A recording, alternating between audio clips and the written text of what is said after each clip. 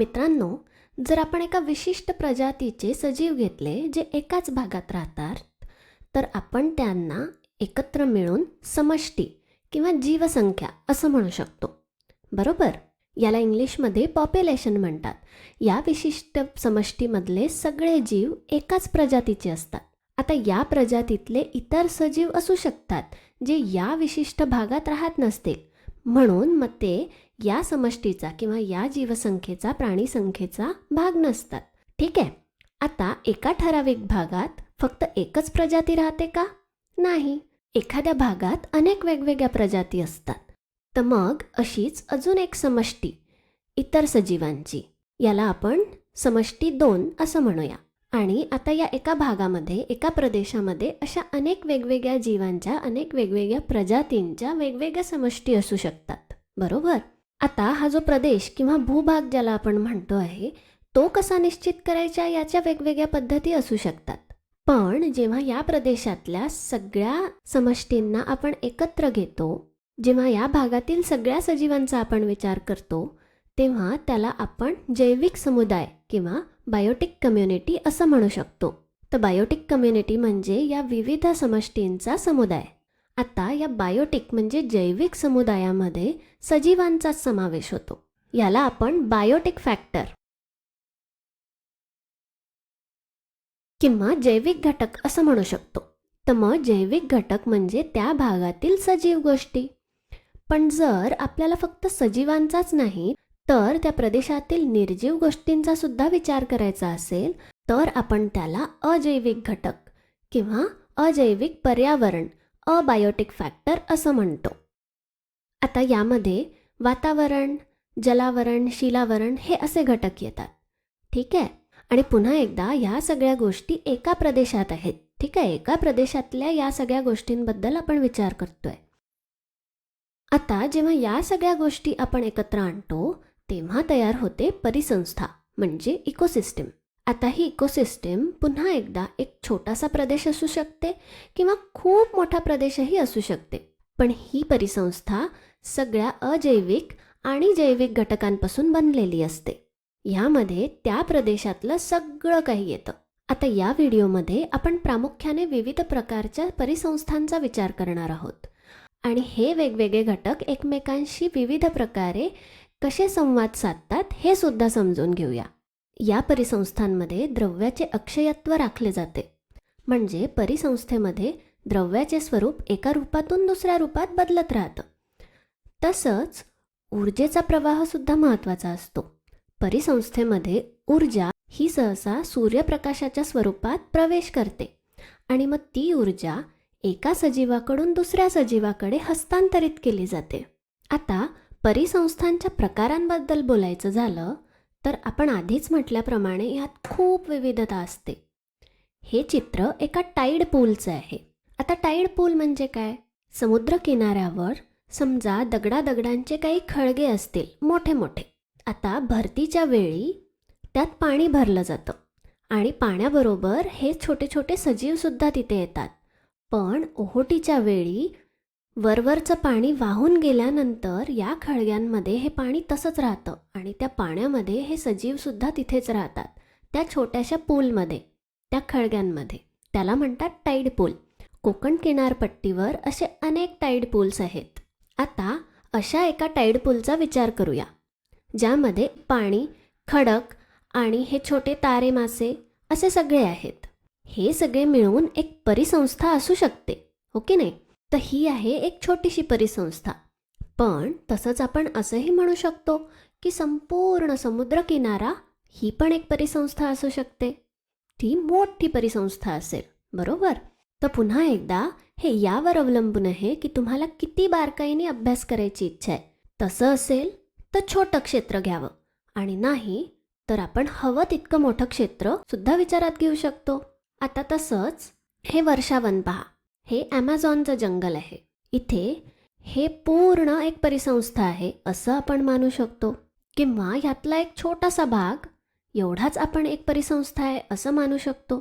आपण फक्त या नदीला सुद्धा एक परिसंस्था मानू शकतो किंवा मग नदीच्या काही विशिष्ट भागाला सुद्धा परिसंस्था आपण मानू शकतो. तर परिसंस्था किंवा इकोसिस्टीम ही कितीही छोटी किंवा कितीही मोठी असू शकते. आता इथे आपण जमिनीवरच्या आणि पाण्यातल्या अशा 2 प्रकारच्या परिसंस्थांबद्दल बोलतोय. तर परिसंस्थांचं वर्गीकरण करण्याचा हा एक मार्ग आहे. परिसंस्था जमिनीवर असेल तर तिला भूपरिसंस्था असं म्हणतात आणि पाण्यातली असेल तर तिला जलीय परिसंस्था असं म्हणतात. आता या जलीय परिसंस्थांचे पण 2 प्रकार असतात. एक तर सागरी परिसंस्था म्हणजे मरीन इकोसिस्टीम किंवा मग गोड्या पाण्यातील परिसंस्था. गोड्या पाण्यातील म्हणजे नदी किंवा तलाव यांच्यातल्या परिसंस्था, फ्रेश वॉटर इकोसिस्टीम. सागरी परिसंस्थांमध्ये समुद्र आणि महासागरांचा समावेश होतो. या दोन्हींमध्ये बहुतेक परिसंस्था या सागरी परिसंस्था असतात. आपल्याला असं वाटतं की आपल्या अवतीभोवती खूप गोडं पाणी आहे. ह्या नद्यासुद्धा खूप मोठ्या असतात. तरीही गोड्या पाण्यातील परिसंस्था या खूप कमी असतात. तर मग छोट्या आणि मोठ्या परिसंस्थांची ही 2 चांगली उदाहरणं आहेत. पण तसंच तुमचं शरीर हे सुद्धा एक संपूर्ण परिसंस्था म्हणून पाहिलं जाऊ शकतं. किंवा शरीराच्या फक्त काही भागांना सुद्धा आपण परिसंस्था म्हणू शकतो. कसं? आता हा हात पहा. या हातावरच्या एका छोट्याशा भागाचा आपण विचार करूया. या छोट्याशा भागामध्ये विविध जीवाणू, काही प्रकारचे सूक्ष्मजीव, तसंच हवा किंवा पाणी यांसारख्या निर्जीव गोष्टी अशा सुद्धा असतात आणि ते सगळे एकमेकांशी सतत संवाद साधत असतात. तसंच हे सगळे आपल्या त्वचेवरचं तेल, मृतपेशी या सगळ्यांशी सुद्धा संवाद करत असतात आणि म्हणून आपल्या हातावरचा हा छोटासा भाग याला सुद्धा आपण परिसंस्था म्हणू शकतो. आता आपण परिसंस्थांच्या वर्गीकरणाबद्दल बोलतोच आहोत.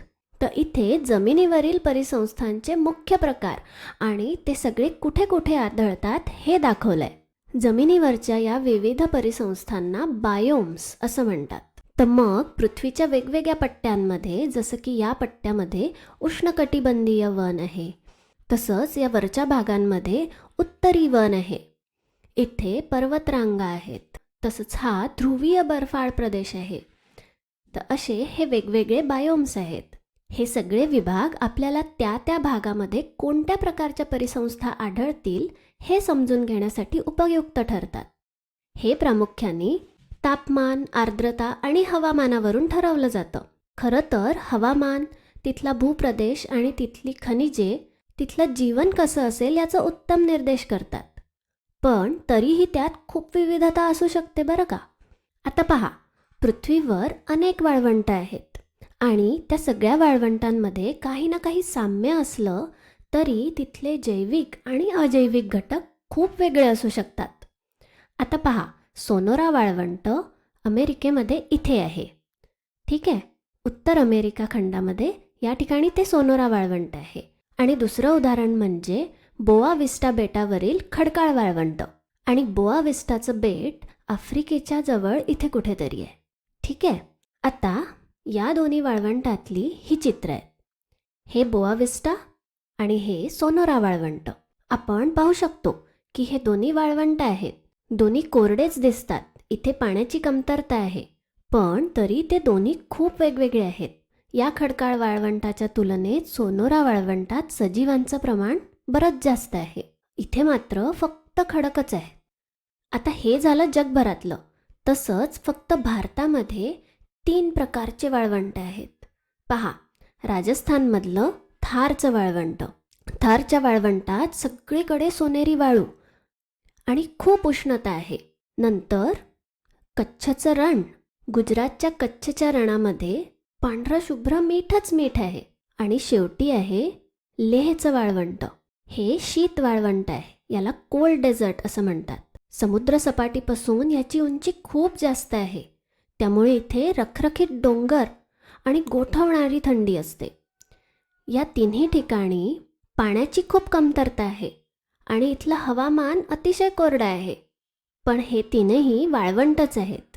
तर मग बायोम्स ही जमिनीवरील परिसंस्थांचं वर्गीकरण करण्याची एक ढोबळ पद्धत आहे. तरीही एकाच बायोममध्ये वर्गीकृत केलेल्या 2 गोष्टीसुद्धा एकमेकांपासून खूप वेगळ्या असू शकतात.